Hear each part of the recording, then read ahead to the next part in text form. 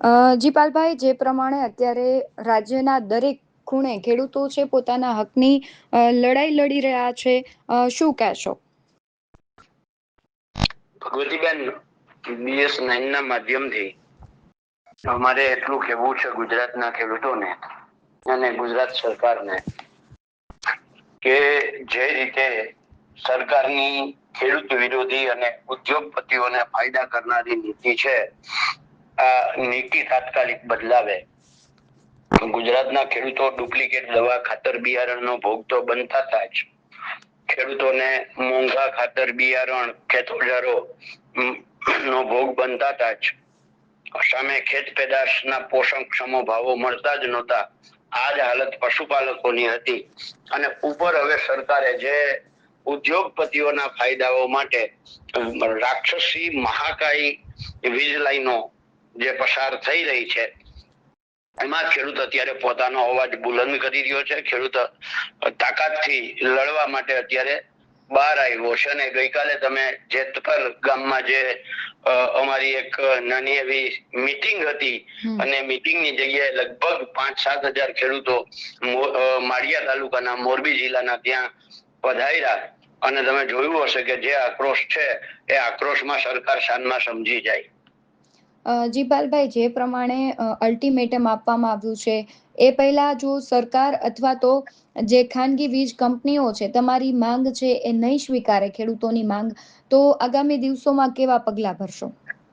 બેન, અમે તો કહ્યું જ છે, પ્રેસ કોન્ફરન્સ કરીને સરકારને કહ્યું છે કે અમારી જે માંગો છે એ બહુ સ્પષ્ટ છે કે સરકાર છે એ વીજ લાઈનો બાબતે જ્યાં સુધી વાત છે ત્યાં સુધી 2013 ના જમીન સંપાદનના કાયદા મુજબ માર્કેટ ભાવનું 4 ગણું વળતર આપે, અથવા તો જેમ મોબાઈલ ટાવર વાળા તમારા BS9 ના બિલ્ડિંગ ઉપર મોબાઈલ ટાવર હોય તો જેમ માસિક ભાડું આપે છે, એવી જ રીતે વીજ પોલનું માસિક 30,000 રૂપિયા ભાડું આપે.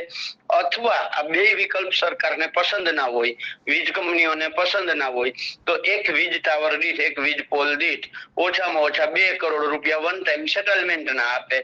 આ 3 વિકલ્પમાંથી સરકારને જે પસંદ હોય એ વિકલ્પ સરકાર પસંદ કરી અને 15 જૂન પહેલા SOP કરી અને જાહેર કરી દે. જેમ રાજસ્થાન સરકારે SOP કરી છે માર્કેટ ભાવના 4 ગણા મુજબ, અને એ 2013 ના જમીન સંપાદનના કાયદા મુજબ છે. એમાં કઈ ખોટું પણ નથી. અમે માંગ કરીએ છીએ એ કાયદા મુજબ કરીએ છીએ. અને બેન, BS9 ના માધ્યમથી મારે સરકારને કહેવું છે કે માળિયાથી મુંબઈ સુધી, દ્વારકાથી દિલ્હી સુધી જંત્રી ભાવે સરકારે જેટલી જમીન આપવી હોય એ બધી જમીન અમારે ખેડૂતોને જોઈએ છે. સામાન્ય રીતે તમે વિચાર કરો, ટોલ ટેક્સ ઉપરથી એક વખત ખટારો પસાર થાય તો સરકાર 250 રૂપિયા વસૂલ કરે છે. સમજો, ટોલ ટેક્સ ઉપરથી ખટારો પસાર થાય તો સરકાર એના 250 રૂપિયા વસૂલ કરે છે. અને 30 વર્ષ સુધી અમારા ખેતરમાં જે થાંભલો ઉભો રહેવાનો છે એના સરકાર અમને 1 મીટરે 8 રૂપિયાથી લઈને 88 રૂપિયા આપે છે.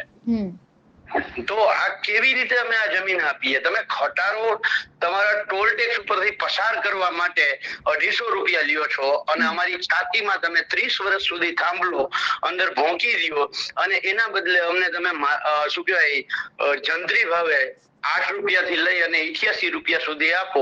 આ કેવી રીતે ગુજરાતનો ખેડૂત સહન કરે?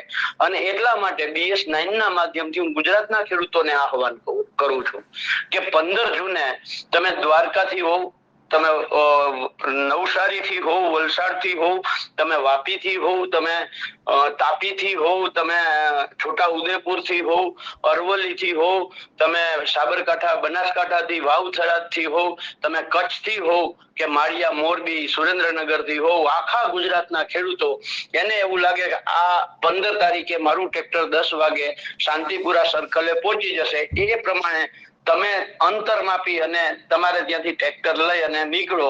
જે ખેડૂતો ટ્રેક્ટર લઈને ન આવી શકતા હોય એ ખેડૂતો પોતાની રીતે પોતાના વાહનમાં, સરકારી બસમાં, ટ્રેનમાં, ખાનગી બસોમાં જેવી રીતે પહોંચી શકાય એવી રીતે 15 તારીખે સવારે 10 વાગે શાંતિપુરા સર્કલ પહોંચે એવું ગુજરાતના ખેડૂતોને આહવાન છે, હાકલ છે અને ઉપસ્થિત રહેવા માટે આમંત્રણ છે બેન. જી પાલભાઈ, આપણે સુરેન્દ્રનગરના કોંડ ગામથી જે દ્રશ્યો આવ્યા, જેતપરથી જે દ્રશ્યો આવ્યા કે 10 વર્ષની માસૂમ બાળકીથી લઈને મહિલાઓ અને વૃદ્ધોની જે અટકાયત કરવામાં આવે છે, આ દાદાગીરી અને દમનગીરી યોગ્ય છે? બેન, હું તો એવું કહું કે જે સરકાર 56 ઇંચની છાતીની વાતો કરતી હતી એ સરકાર 10 વર્ષના બાળકથી ડરી ગઈ કે એને પણ તમારે ડિટેન કરવો?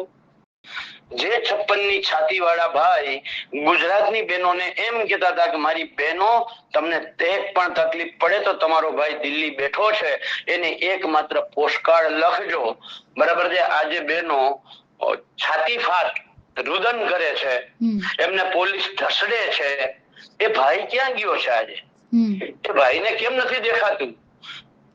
માત્ર અને માત્ર અદાણી અને અંબાણીના ધંધાના પ્રેમમાં, અદાણી અને અંબાણીના થાંભલાઓ ઉભા થાય એના માટે બહેનોને ઢસડવાની એ ભાઈ ત્યાંથી દિલ્હીથી બેઠા બેઠા સૂચના આપે છે.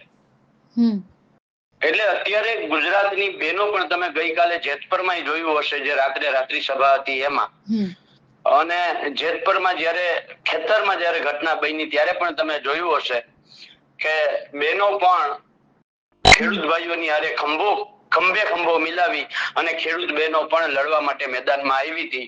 અને આ જ વસ્તુ આવનારા દિવસોમાં એટલે કે 15 જૂનના રોજ ગાંધીનગર પણ બહેનો આવશે, એમાં કોઈ શંકાને સ્થાન નથી બેન.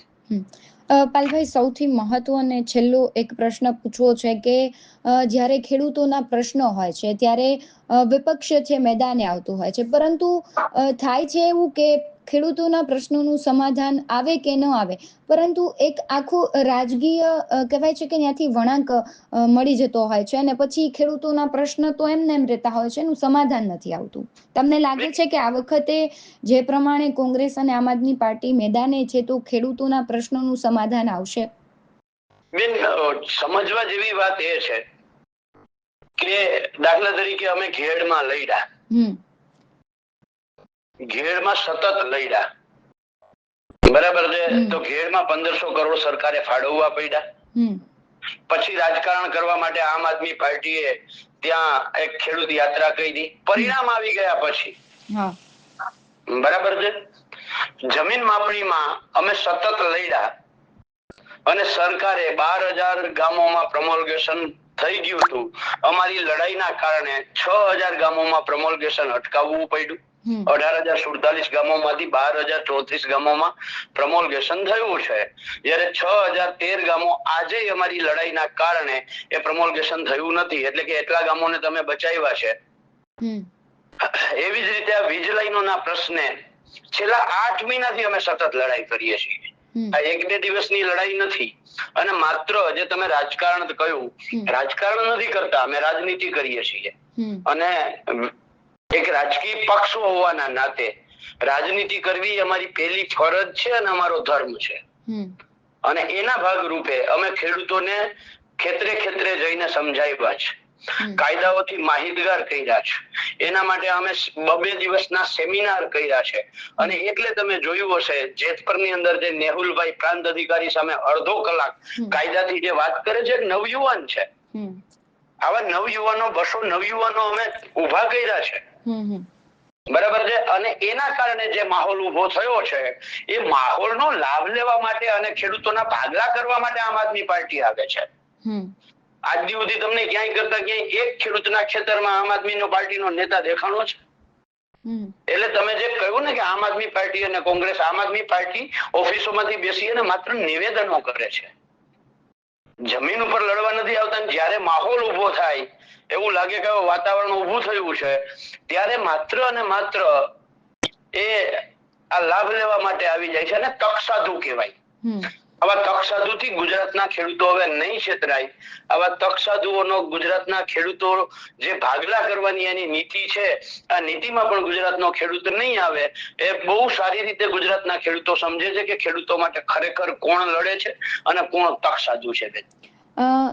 પાલભાઈ, છેલ્લો પ્રશ્ન એ છે કે સુરેન્દ્રનગરના ખેડૂત નેતા તરીકે રાજુભાઈ કરપડા છે, તેમણે પહેલા તેમની જે છાપ હતી, હવે તે ભારતીય જનતા પાર્ટીમાં આવી ગયા છે, એટલે ક્યાંક ચૂપ થઈ ગયા છે, મૌન થઈ ગયા છે, એવા સવાલો થઈ રહ્યા છે. આ વીજ લાઈનનો પ્રશ્ન છે, કોંઢમાં આટલી ઘટના બની, રાજુભાઈનું સ્ટેન્ડ તમને દેખાઈ રહ્યું છે કઈ? ભગવતીબેન, માત્ર કોંઢ નહીં, એની બાજુમાં સાપકડા, એની બાજુમાં જેતપર, એની બાજુમાં રાસંગ પર, એની બાજુમાં વાંઢિયા, એની બાજુમાં લોડાઈ, આ બાજુ દ્વારકામાં કોલવા હોય, તથિયા હોય, લાલુકા હોય, દરેક જગ્યાએ પ્રશ્નો થયા છે વીજ લાઈનોના. અને વાત રહી રાજુભાઈની, તો રાજુભાઈ જે તે સમયે ભાજપમાં જોડાવાના હતા, એના આગલા દિવસે BS9 માં નિધિબેન સાથે મારે ચર્ચા થઈ હતી, અને ત્યારે મેં કહ્યું હતું કે રાજુભાઈ ભાજપમાં નથી જતા, એ ભાજપની જેલમાં જાય છે. અને ભાજપ એટલે કોઈ પણ વ્યક્તિ જ્યારે જેલમાં હોય ત્યારે કેવી રીતે બોલી શકે? એ તો જેલમાં છે, એની પાસે જે માણસ જેલમાં જતો રહ્યો એની પાસેથી અપેક્ષા કેવી રીતે રાખવાની કે બોલે?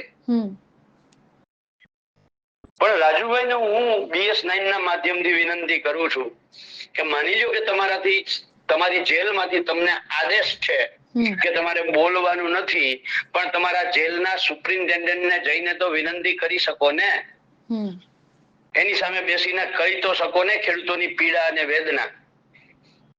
તો તમારા જેલના સુપ્રિન્ટેન્ડન્ટ જે ગાંધીનગર બેઠા છે કમલમમાં, એની પાસે પહોંચી જાવ, પલાઠી વાળીને ત્યાં બેસી જાવ કે ભાઈ આ વીજ લાઈનોમાં મને ખબર છે શું પરિસ્થિતિ થાય છે ખેડૂતોની, આમાં કોન્ટ્રાક્ટર બધા જ આપણા એટલે કે ભાજપના છે અને ખેડૂતોને ખૂબ હેરાન પરેશાન કરે છે, તો આમાં સરકારે SOP બનાવવી જ પડે, આમાં ખેડૂતો સાચા છે.